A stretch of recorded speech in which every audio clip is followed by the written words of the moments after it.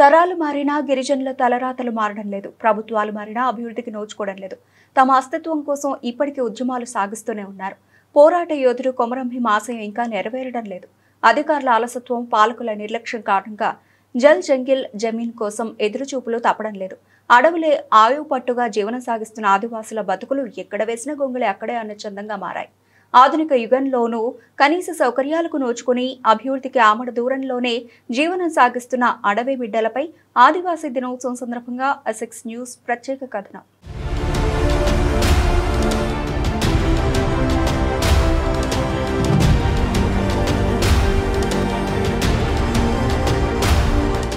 ఆదివాసీలు తమ అస్తిత్వం కోసం ఎన్నో అలుపెరగని పోరాటాలు చేస్తున్నా అభివృద్ధికి మాత్రం నోచుకోవడమే లేదు.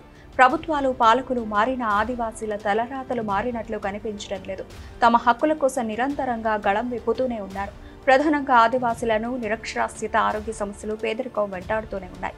స్వాతంత్రం వచ్చి ఏళ్లు గడుస్తున్నా ఇప్పటికీ జిల్లాలో రవాణా సౌకర్యం, విద్యుత్ లేని గ్రామాలు ఎన్నో ఉన్నాయంటే అతిశయోక్తి కాదు. రాష్ట్రంలోనే ఉమ్మడి ఆదిలాబాద్ జిల్లాలో ఆదివాసీలు అధికంగా నివసిస్తున్నారు. విద్యా, వైద్యం అందని ద్రాక్షగానే మారడంతో ఆదివాసుల భవితవ్యం ప్రశ్నార్థకంగా మారింది. తమ వెనుకబాటుతనానికి మరో గిరిజన తెగనే కారణమంటూ గత కొంతకాలంగా ఆందోళన బాట పట్టిన ఆదివాసీలు ఆధిపత్య పోరు కొనసాగిస్తున్నారు. ప్రపంచ ఆదివాసీ దినోత్సవాన్ని ఆదివాసీలు ప్రతి గూడెము, ప్రతి పల్లె, మండలం, జిల్లా కేంద్రాల్లో ఘనంగా నిర్వహించడం అనేది జరుగుతున్నది.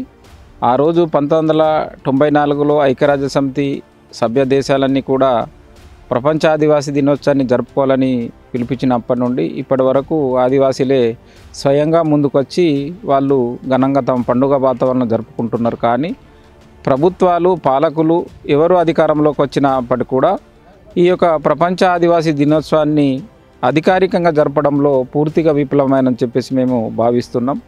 ఎందుకంటే ఇవాళ అనేక పోరాటాలు ప్రపంచవ్యాప్తంగా, దేశవ్యాప్తంగా, రాష్ట్రాల్లో ఇవాళ బిర్సా ముండా కానీ, కొమరం భీం కానీ, రామ్జీ గోండ్ కానీ, రాణి దుర్గావతి కానీ, సెడ్మక్కి బాపురావు కానీ ఇట్లా చాలామంది పోరాట వీరులు అనేక పోరాటాల ఫలితంగా ఇవాళ ఆ రోజు ప్రపంచ ఆదివాసీ దినోత్సవం జరుపుకోవాలని చెప్పేసి ఐక్యరాజ్య సమితి జెనీవాలో సమావేశమై, మొదటి సమావేశం 82లో, తర్వాత 94 వచ్చారంటే అదొక కార్యరూపం దాల్చి దీన్ని అన్ని దేశాలు కూడా అందరూ కూడా జరుపుకోవాలని చెప్పేసి పిలుపునివ్వడం జరిగింది. కానీ ఇప్పటి వరకు ప్రభుత్వాలు, అధికారులు కూడా పూర్తిగా నిర్లక్ష్యంగా వ్యవహరిస్తూ వస్తూ ఈ యొక్క పండుగని జరపడంలో వాళ్ళు నిర్లక్ష్యంగా వ్యవహరిస్తున్నారు. కానీ ఇప్పటికైనా మేలుకొని ఈ యొక్క ప్రపంచ ఆదివాసీ దినోత్సవాన్ని అధికారికంగా దేశంలో, రాష్ట్రంలో, ప్రపంచవ్యాప్తంగా జరపాలని చెప్పేసి మేము ఆదివాసీ హక్కుల పోరాట సమితి తుడుందెబ్బ రాష్ట్ర కమిటీ తరపున కేంద్ర రాష్ట్ర ప్రభుత్వాలకు డిమాండ్ చేస్తున్నాం.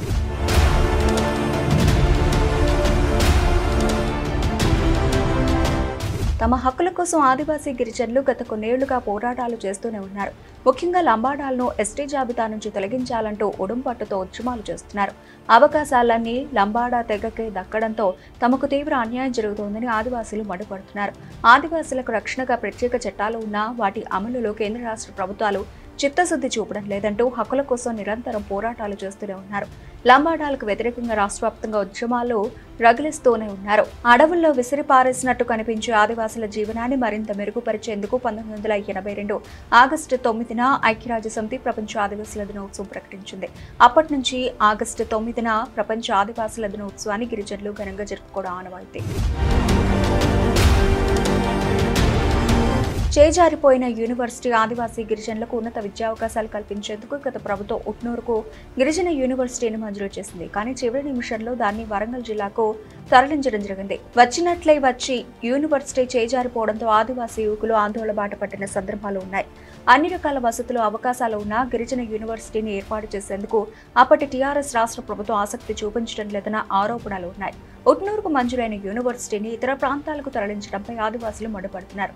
గతంలోని పలుమార్లు విద్యార్థుల జేఏసీ ఆధ్వర్యంలో ఆందోళనలు చేపట్టినా ప్రభుత్వం స్పందించలేదు. తరతరాలుగా వస్తున్న వెనుకబాటుతనాన్ని పోగొట్టే అక్షర ఆయుధానికి అడవి బిడ్డలు దూరమవుతూనే ఉన్నారు. ఏళ్లు గడుస్తున్న గిరిజనులకు మెరుగైన విద్యావకాశాలు అందని ద్రాక్షగానే మారాయి.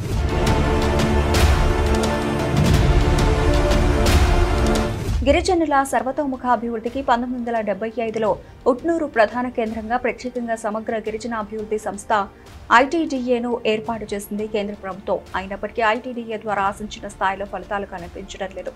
ఉమ్మడి ఆదిలాబాద్ జిల్లా కాస్త 4 జిల్లాలుగా విడిపోయిన ఐటీడీఏ పాలన మాత్రం యథావిధిగానే కొనసాగుతోంది. ఆదిలాబాద్, నిర్మల్, మంచిర్యాల, కొమరంభీం జిల్లాల్లోని గిరిజనుల విద్యాభివృద్ధి కోసం ఎన్నో సంక్షేమ పథకాలను చేపడుతున్న ఆదివాసుల దరికి చేరడం లేదు. ఎంతో చదువుకోవాలన్న ఆసక్తి ఉన్నా వారిని పేదరికం వెంటాడడంతో ప్రతిభావంతులైన విద్యార్థులు దూర ప్రాంతాలకు వెళ్లి చదువుకునే అవకాశం లేకపోవడంతో ఇంటికే పరిమితమవుతున్నారు. పోడు భూములకు పరిష్కారమేది? ఎన్నో ఏళ్లుగా పోడు భూముల సమస్యను పరిష్కరించాలంటూ పోరాటాలు చేస్తున్నా ప్రభుత్వం, పాలకులు పట్టించుకున్న పాపాన పోలేదన్న అభిప్రాయాలు వ్యక్తమవుతున్నాయి. అయితే ప్రభుత్వం ఇటీవల జీవో 49 తీసుకురావడంతో ఆదివాసీలు తీవ్రంగా వ్యతిరేకించారు. పర్యావరణ, ఆదివాసీ ప్రజా హక్కుల సంఘాలు ఈ జీవోను వ్యతిరేకించారు. కొమరంభీం ఆసిఫాబాద్ జిల్లా పరిధిలోని సుమారు 3 లక్షల ఎకరాల అటవీ ప్రాంతాన్ని కొమరంభీం కన్సల్టేషన్ రిజర్వ్గా ప్రకటిస్తూ ఇటీవల తెలంగాణ ప్రభుత్వం జీవో 49ని జారీ చేసింది. సరిహద్దు మహారాష్ట్ర నుంచి వచ్చే పులులు, ఇతర వన్యప్రాణుల సంరక్షణతో పాటు తరచూ ఎదురవుతున్న మానవ వన్యప్రాణి సంఘర్షణను నివారించడంలో ఈ జీవో ఎంతగానో సహకరిస్తుందని ఫారెస్ట్ అధికారులు చెబుతున్న పరిస్థితి. అయితే ఇందులో ఆదివాసులను అడవి నుంచి దూరం చేసే కుట్ర దాగుందని ఆదివాసీ సంఘాలు ఆందోళన వ్యక్తమిస్తున్నాయి. దీన్ని వ్యతిరేకిస్తూ పోరుబాట కూడా పట్టాయి. స్పందించిన ప్రభుత్వం తాత్కాలికంగా నిలిపివేస్తున్నట్లు ప్రకటించింది. అయినా ఆదివాసీ సంఘాలు మాత్రం పూర్తిగా రద్దు చేయాలని డిమాండ్ చేస్తున్నాయి. కేంద్ర రాష్ట్ర ప్రభుత్వాలు ఈరోజు ఆదివాసీలపై ఎంత ప్రేమ ఉందో ఈ అంతర్జాతీయ దినోత్సవ సందర్భంగా స్పష్టంగా అర్థమవుతుంది. వాళ్ళ చిన్న ప్రోగ్రాం ఏదైనా ఉంటే అంబరాలు సంబరాలు అంటినట్టు చేస్తారు, కానీ ఆదివాసీల ఏదైనా ఉన్నదంటే చీమ కుట్టినట్టు కూడా పక్కనకు తెలియకుండా ఆ కార్యక్రమాలు ముగించుకుంటారు. ఈరోజు ఐక్యరాజ్య సమితి పిలుపునిచ్చి కేంద్ర రాష్ట్ర ప్రభుత్వాలు ఆదివాసులకు ఏదో చేయాలి అని లక్షల కోట్ల బడ్జెట్ కేటాయించి ఎక్కడేసిన గొంగడి అక్కడే. మా ఊర్లో సరిగా చూస్తే ఈ వర్షాకాలంలో పోవడానికి రోడ్లు ఉండయి, విద్యా సౌకర్యం ఉండదు. ఈరోజు కూడా మా పిల్లలందరూ చదువుకొని ఏదైతే ఎంఏ బిఎడ్ చేసుకొని ఉన్నారు, వాళ్లకు ఉద్యోగాలు కల్పించడంలో కేంద్ర రాష్ట్ర ప్రభుత్వాలు పూర్తిగా విఫలమైనరు. అదేవిధంగా ఆశ్రమ పాఠశాలల పరిస్థితి చూస్తే అసలు ఆదివాసులు చదువుకోవద్దంటే అక్కడ సౌకర్యాలు ఎలాంటి సౌకర్యాలు ఉండయి.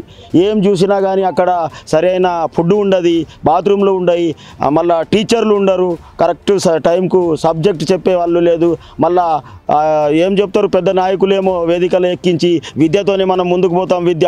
ఆదివాసులు చదువుకోవద్దంటే సరైన సౌకర్యాలు కల్పించకుండా ఆదివాసులకు వెనక అడుగు వేయడానికి ప్రభుత్వాలే కారణంగా ఈ సందర్భంగా భావిస్తూ ఉన్నాం. ఆదివాసులు మారిండ్రంటే ఏం మారిండ్రు? ఆదివాసులు ఇంతకుముందు గోసి కడుతుండే, ఇప్పుడు పాయింట్ వేస్తున్నారు, అంతే మారింది. కానీ మా జీవితాలు ఇప్పటికి కూడా చీకటిమయంగానే ఉన్నాయి.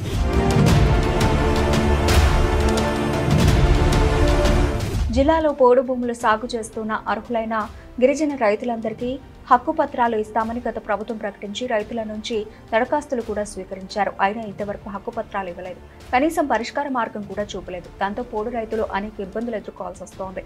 ముఖ్యంగా ఖరీఫ్ సీజన్ మొదలైందంటే చాలు ఏజెన్సీ గిరిజన గ్రామాల ఉద్రిక్తత పరిస్థితులు నెలకొంటున్నాయి. అటవీ శాఖ అధికారులతో ఆదివాసులు చిన్నపాటి యుద్ధాన్ని చేయాల్సిన పరిస్థితులు ఏర్పడుతున్నాయి. పోడు భూములను సాగు చేసుకుంటున్న క్రమంలో హద్దులు దాటారంటూ అటవీ శాఖాధికారులు ఆదివాసీ మహిళలపై కేసులు నమోదు చేసి జైలుకు పంపిన సందర్భాలున్నాయి.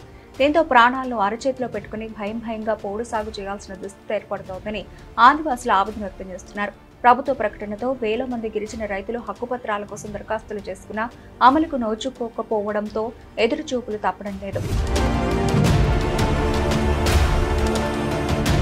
ఇక ఉమ్మడి ఆదిలాబాద్ జిల్లాలో నివాసం ఉండే ఆదివాసులు వర్షాకాలం వచ్చిందంటే చాలు భయంతో వణికిపోవాల్సిన పరిస్థితులు నెలకొంటాయి. ముఖ్యంగా మారుమూల గ్రామాలకు సరైన రవాణా సౌకర్యాలు లేకపోవడంతో గిరిపుత్రులకు ఎన్నో ఇబ్బందులు ఎదుర్కోవాల్సి వస్తోంది. వానాకాలంలో చిన్నపాటి వర్షాలకే వాగులు వంకలు పొంగి ప్రవహిస్తూ ఉండడంతో ఊరు దాటే పరిస్థితులు కనిపించడం లేదు. దీంతో అత్యవసర సమయంలో వైద్యం అందగా వరద నీటి ఉధృతిని దాటే క్రమంలో ప్రమాదాల బారిన పడి ప్రాణాలు కోల్పోతున్నారు. ముఖ్యంగా ఆదివాసీ మహిళలకు ప్రసవం అంటే పునర్జన్మగా మారింది. సకాలంలో వైద్యం అందక మాతా శిశుమరణాలు ఏటా జరుగుతూనే ఉన్నాయి. ఆదివాసీలు ఆచార సంప్రదాయాలకు కట్టుబడి మూఢ విశ్వాసాలతో జీవనం గడుపుతున్నారు.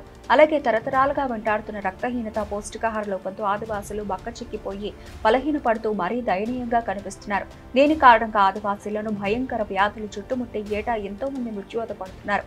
అంతేకాకుండా వెంటాడుతున్న పేదలకు అనారోగ్య సమస్యలతో ఆర్థికంగా సామాజికంగా వెనుకబడిపోతున్నారు. మెరుగైన వైద్య సౌకర్యాలు అందుబాటులో ఉన్నా సకాలంలో వైద్యం అందకపోవడంతో ప్రాణ నష్టం జరుగుతూనే ఉంది. ఆదివాసీ దినోత్సవం సందర్భంగా అందరికీ తెలియజేస్తున్నా.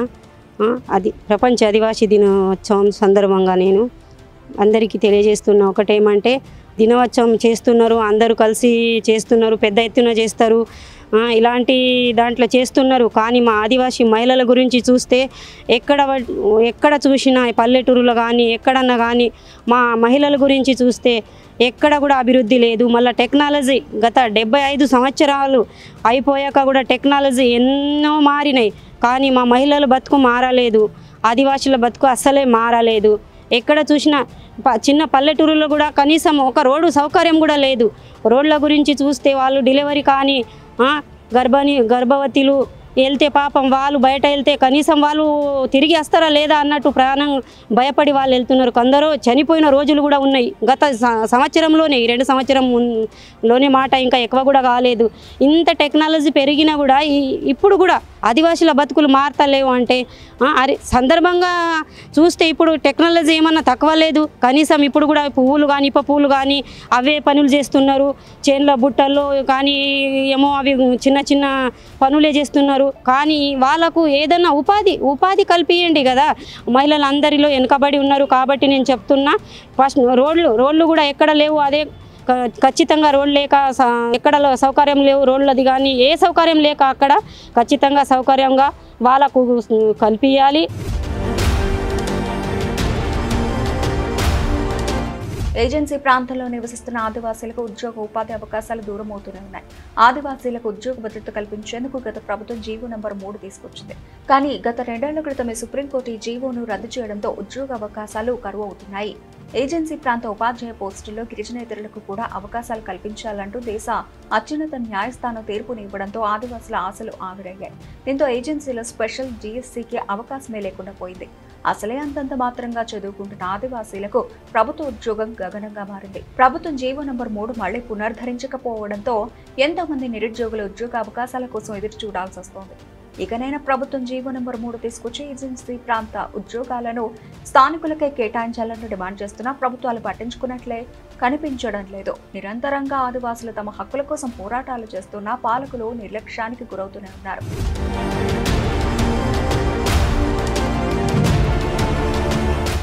ఇప్పటికైనా అన్ని రంగాల్లోనూ వెనుకబడిన ఆదివాసీ గిరిజనుల అభివృద్ధికి పాలకులు పట్టించుకోవాల్సిన అవసరం ఎంతైనా ఉంది.